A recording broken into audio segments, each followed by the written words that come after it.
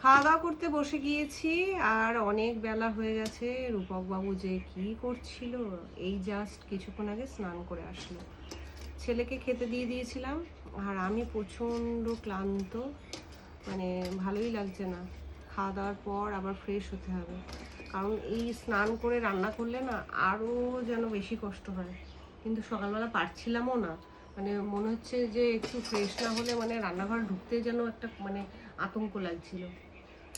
তা যাই হোক, আজকে কি মেনু আছে তোমাদের একটু দেখিয়ে দিই। এ দেখো, উচ্ছে ভাজা রয়েছে, পাট শাক ভাজা রয়েছে, কালকের চাল কুমড়োর জালি ভাজা রয়েছে, আর রয়েছে দেখাই তোমাদের একটু পটলের তরকারি করেছিলাম, এটা আমি খেয়ে নেব।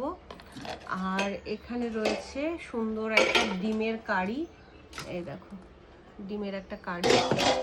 আর এখানে ছেলের জন্য চিকেন বানিয়ে রেখেছি, ওর 2-3 দিন হয়ে যাবে।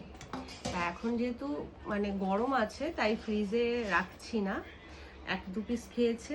আর রূপকবাবু যদি মনে করে 1-2 পিস খাবে দেবো, আর বাদ বাকি তারপর ফ্রিজে তুলে রাখবো। তা চলো খাওয়া দাওয়াটা শুরু করি। আশা করি তোমাদের খাওয়া দাওয়া হয়ে গেছে, অনেকক্ষণ হয়েছে।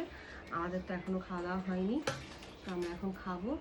আর আশেপাশে নিয়ে নিই, জানো তো বা হাত দিয়ে দিতে আমার খুব প্রবলেম হয়।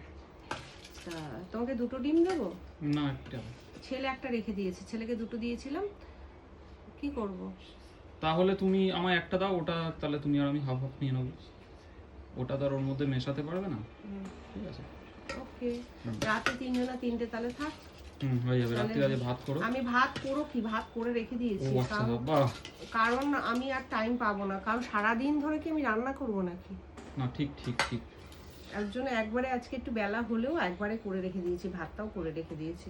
তা চলো বন্ধুরা, খাওয়া দাওয়াটা শুরু করা যাক। তার কারণ এখনো পরে অনেক কাজ রয়েছে, বাইরে জামা কাপড়গুলো রয়েছে, ওগুলো তুলতে হবে।